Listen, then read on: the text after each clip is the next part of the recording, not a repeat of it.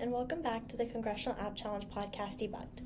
I'm your co-host Suhaani Sodhi, and today's episode is a really exciting one for anybody passionate about AI, entrepreneurship, and the future of how we interact with technology. Today, we're joined by Arjun, an AI researcher, entrepreneur, and writer. Arjun is deeply focused on the future of human-computer interaction, especially how AI and augmented reality, or AR, can fundamentally change the way we experience and engage with the world around us. He's worked on cutting-edge projects ranging from research at the New York Times to working at Apple, where he contributed to applied machine learning and research connected to projects like the Vision Pro. He's also collaborated with NASA on building intelligent AR interfaces for Artemis missions, and has led and taught courses at Stanford, helping others dive into computer science and emerging technologies. Beyond that, Arjun is also exploring how AI can shape better policy and governance, looking at everything from nationwide polling to human agent simulations and studying topics like LLM agents and political philosophy. If you're interested in AI, startups, AR/VR, or just how technology can shape the future in a big way, this is definitely an episode you wouldn't want to miss. So let's go ahead and dive in and see what Teddy and Arjun talk about today. All right, welcome. Thank you so much for agreeing to this interview. Thank you so much for having me. Always happy to chat. So growing up, what first pulled you toward technology and problem solving, and when did it shift from a hobby to something you saw as a calling? Yeah, I think I've always thought of technology as just the modern day version of, I don't know, political science in the 1700s or the Industrial Revolution. It just seems like if the best way to take ideas and turn them into action. I think when I was a kid, the most concrete thing for me is I loved watching the 2006, 2007, like Steve Jobs iPhone announcement. And to me, this was such like a concrete example of like, you can create the world you want to live in and you don't have to take it for granted. And that like artifacts of your imagination can become real. And so really, really loved just storytelling my entire life. And I was like, this is how you take your stories and things you can dream of and make them into reality. So I have always been enamored by tech. And I always, if I really like something, I love trying to do it myself. And so that's kind of my path in. That's so interesting. And one of the ways that you got into tech was the Congressional App Challenge. Can you take a moment to tell us when you decided to enter and what your life looked like at that time? Yeah, so I think I entered probably my ninth grade year, which would have been 2015 or 2016. As you can probably imagine, around then, even in high school, even though we couldn't vote, politics and what was going on and like the political environment around us is what like a lot of folks were talking about. So that was on my mind. And then at the same time, I really, really loved reading about history. This was just like an infinite goldmine of stories to me, with the additional plus that they were real. And so we had just come out of, I'm from Georgia. And so in eighth grade, all of our curriculum is focused around Georgia studies. Spent a lot of time on the Civil War and like had an insane fascination with the Civil War and Lincoln, and read like a ton of his biographies of him. And I remember thinking pretty significantly like, oh my gosh, like the political landscape looked completely different back then. And what we mapped the parties to looked completely different. And the parties that even existed looked very different. And so there's a culmination of politics was what a lot of folks were talking about.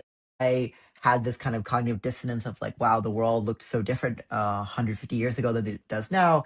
And I was trying to get into tech at the same time. And it was kind of the confluence of things that made me want to enter and try something. So your app visualized the history of US elections. What was the insight that made you realize data visualization specifically could help people understand this history and civics? Yeah, so I think at the time, I was maybe terminally online and saw really, really cool visualizations that other people were doing of the most random things. They were like really cool, like whale map visualizations and visualizations of like the US power grid and just a ton of really, really cool things. And at the time I also was skimming through, saying skimming because I don't think I was actually reading and fully understanding what it was saying, Edward Tuft's book on how you just do really, really powerful visualizations. And I kind of mapped it to the same part of my brain that really enjoyed reading and kind of writing stories, that like, this is just another medium for you to take some information and convey it in a certain way with folks. And so I was like, this seems like a really, really fun way in a new medium to leverage the stuff I can do, because I am not an artist. I have no artistic ability.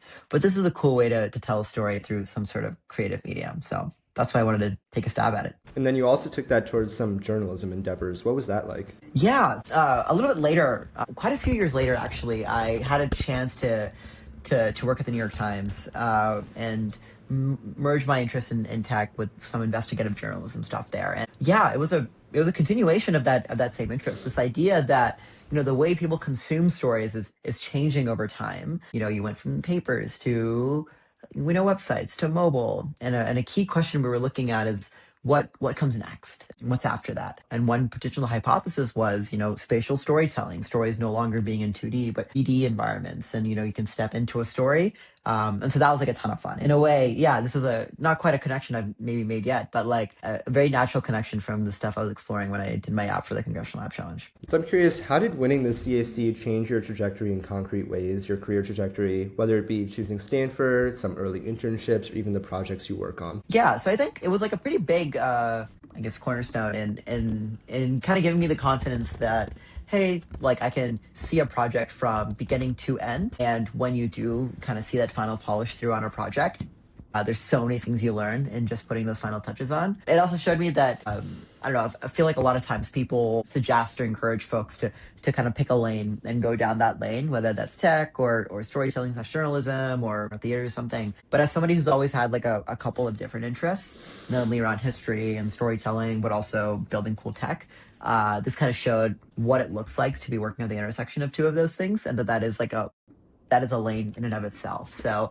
I think that's something I carried forth in the things that I did. This is another Steve Jobs quote of like, being that intersection of like technology and liberal arts is something that was very important to him. And it's something that I've always very embodied as well, just in my own interests. And this showed that like that was something you can do. How do you feel like your educational and career path has enabled that kind of interdisciplinary work? Yeah, I think that I've always maybe I was fortunate that Stanford is a place that really, really encourages you to do this. But when I was picking schools, and then when I pick how I spend my time, I always like to diversify it on making sure I'm learning something always, and that I'm learning it in different sectors. I never only want to be just like heads down focusing on tech or heads down learning like philosophy or something. I always like to be doing one or two streams at the same time. And that's influenced like quite a bit, both in terms of what I work on, the projects I chose to work on, the things whatever I'm doing. It's basically influenced most of my decision making, I'd say. So you talk about some of your projects touching real people and communities, especially if new technologies like AI. I'm curious how you view responsible innovation as a concept in practical terms. Yeah. Let's see. I think something I truly believe, and this is a point of contention in folks building tech, is the question of whether technology is inherently neutral from like a social perspective. The argument for is that technology itself doesn't do anything, right? It is inert. People use technology and they can use it in good or bad ways. But then the other side of the argument, and this argument, the side I'm more sympathetic towards, is that there are lots of design decisions you make in terms of when you make a piece of technology, like with your iPhone, there's like millions of decisions that were made, and each of those are influenced by what you think and what you believe and what your values are. And so I don't think that technology is inherently neutral. And I think that is like a very core assumption, core principle to start on when you're deciding and you're figuring out what impact what you build has in the world. That the decision you're making in building it, even if the technology is inherent by itself, can be used for good or bad things, and that you can sway which side of the axis you lean towards. And a really cool reading here that I'd recommend for folks is I think it's called Do Artifacts Have Politics? I think it's a little broader than just technology, but it kind of delves into this question of do inert or standalone things have values encoded or embedded within them. So I'm curious, for the Congressional App Challenge, a lot of students develop apps, they submit it for the challenge and they win, but maybe after that, they're not sure how to take it to the next level. So I really like this notion about like following projects all the way through. What's your advice for people who have CAC apps that they want to take to the next level after they win, or even after they just compete with it? Yeah, I think it depends on the axis in which you want to grow, right? There's a couple axes. Axis one could be building on the app itself, right? There's probably like a ton of ideas you have of things that you wish you could have put in the app if you had more time, or just ways to grow it. I think like that's one way to take it to the next level. I think another way to take it to the next level is like making it more real in terms of who has access and who gets to use it. So this could be things like publishing the app, or getting your friends to try it out, or something like that. I think those are probably like the two ways I'd really, really try to push, either in terms of like distribution or push in terms of like the amount of features. Or it could just be, and this is like totally fair, you can be like, oh, I've published this and I'm done. Let me now move on to the next thing. I think these are all like completely valid things. But I think just like viewing it as like an active creation and doing cool things there are what I'd recommend people do. So what about for a high school student or maybe a college freshman building their app today? What would you tell them to focus on that most people seem to ignore in the app development process? Ooh, okay. I'm going to take this in a slightly different direction, actually. I think like there's things people ignore, but I think this is like semi table stakes. I think the way to look at it is, in my mind, especially for anybody who's in high school right now, the goal of making apps or websites or whatever has always been, have a certain, story you want to convey, a certain thing you want to make easier, not like set of actions you want to make easier, probably one of those two buckets. And then apps have been just a very, very powerful way for anybody to go and do that. I think this is a really, really fun time because the barrier between an idea and making software or making tangible artifacts has like never been lower. And I actually think we're like on the cusp of like a complete shift in what it means to create things and how much more, because it's so easy to create things now, how much more agency and that bias towards action thing I was talking about matters. So I think tangibly, I think like if you are making apps right now, you should 100% be using like Cursor or Windsurf or something and like trying to vibe code these things. Now, I think there's like a lot of things to be said about like working through hard problems and making sure that you are not accepting 80% and you're accepting 100%. It's very easy to just vibe code something and just like be lost in the sauce and not at all know what you're doing. But I think that this is where the world is headed. And I think that high school is a very, very low stakes way and a low stakes place to start using it. So this would be my take. I think if you're doing, this might be a hot take and other people might not advise this, but I'd be like, if you're doing the Congressional App Challenge, you should be vibe coding. That's my take. Since you studied computer science, in a world Yeah. where AI is getting better at coding, maybe at one point it'll be able to fully replace the job of a human coder. Do you think it's still important to study computer science, or what do you think the value would be in that? I think the value of a CS degree is twofold. I think one, it's understanding the core like systems and architectures that underlie everything you do today. I think like we are living now, when you use your computer, you're living so many levels of abstraction above just like the bare metal. And there will always be the time when you will need to dive deeper into the abstractions. And folks who have studied those or even know where to start are going to have such an advantage. When like things break down in like your compiler or things break down and like you're trying to figure out like GPU utilization stuff, it's always good to go down. So I think it's on the more practical end. On the more meta point, I think it's that CS just is one of many degrees, I think, that teaches you how to exercise agency pretty well. A lot of the classes are very project based and they have full loops where you get to go from idea to execution and get feedback on that. It's not the only major that does that. There's a lot of other majors that do that. And honestly, on any of those would also be ones I'd recommend too. But I think that's what you should be looking for a CS degree today. I think a CS degree in which you go and learn how to do Python, and that's the only thing you learn, that's the world where you're semi setting yourself up to be maybe negatively impacted by by what AI is doing.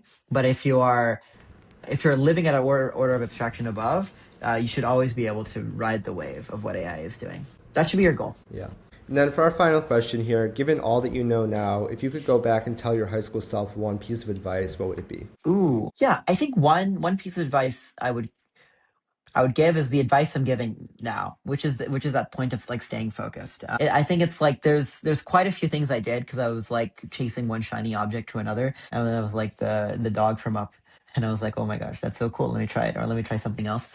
I think that there's a lot of time I spent where I did something. I maybe didn't like fully enjoy it, but I also know I didn't try my hardest. And so I tried it again, thinking like, oh my gosh, let's figure it out for real this time. And this basically like 2x the amount of time it took me to like actually figure out they didn't like doing something.